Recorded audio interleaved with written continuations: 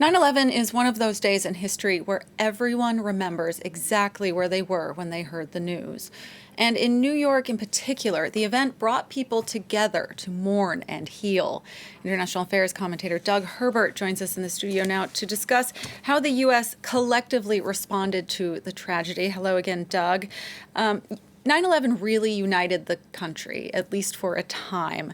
And the world also stood in solidarity with the U.S. in the wake of those attacks. Yeah. Tell us about the initial response and where it led to. I think you touched on that key word. Well, first of all, aside from the shock and the horror, right, a sunny blue morning out of nowhere, it seemed these planes just emerged, used as missiles, struck the buildings, brought them down. New Yorkers, and the world and America were completely taken off guard. And, we always talk in cliches. I'm a native New Yorker, and then the cliche is New Yorkers are resilient. They can live through everything. And this was obviously the ultimate test in their history.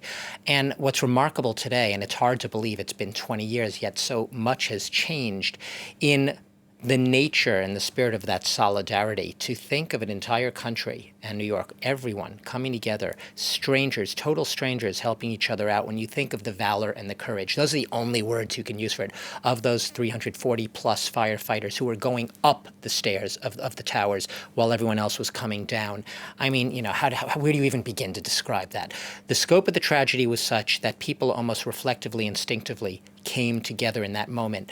Evan Osnos, he's a writer for The New Yorker. He's an author, and he wrote that those late summer months in late September 2001 felt a little bit about like that weightless instant when a ball reaches the top of its arc and it just sits there before, and it has not yet begun to plunge again. In the immediate aftermath of those attacks, there was this real sense America was at a time also when it was not yet facing a lot of the challenges in the world that it sees today from China. There was a sense that it was at almost an epiphany, a height in the post-Cold War age.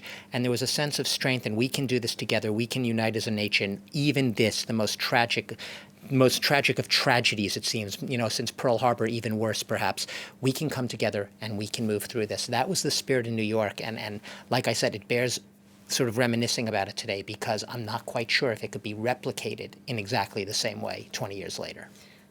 But things did get nasty. The U.S. did get divided, both politically, in the media.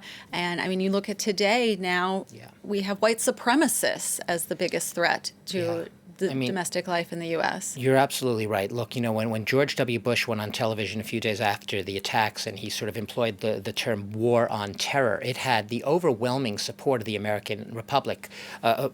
There was a sort of almost reflexive, very fraught emotional reaction, a knee-jerk reaction. People weren't sitting there politically, logically analyzing, well, what does war on terror actually mean? How will it be waged? What could the consequences be?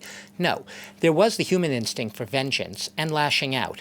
And as we know, the rest is history. The first few weeks, yes, it was supposed to be a mission to drive out and to drive the Taliban out of Afghanistan, to go after Osama bin Laden. We know that took 10 years to get Osama bin Laden. In the meantime, that mission metastasized like a cancer into this sort of blob of a mission to remake Afghanistan in the image of U.S.-style democracy, a tribal fractured society, which had never been done before. That mission metastasized, and then to add insult to injury, this war on terror also it was Iraq, a war fought on false pretenses, as we know now, weapons of mass destruction which didn't exist, looking for reasons to go after everything and anything. There was no narrowly defined mission anymore. It became an amorphous mission, and the support for the war on terror went down and down. And we know the rest. We know the images from Abu Ghraib. We know the torture images, the enhanced interrogation techniques, the waterboarding, Guantanamo, all the controversies born of this blob-like war on terror, which was anything but. How do you wage war on terror?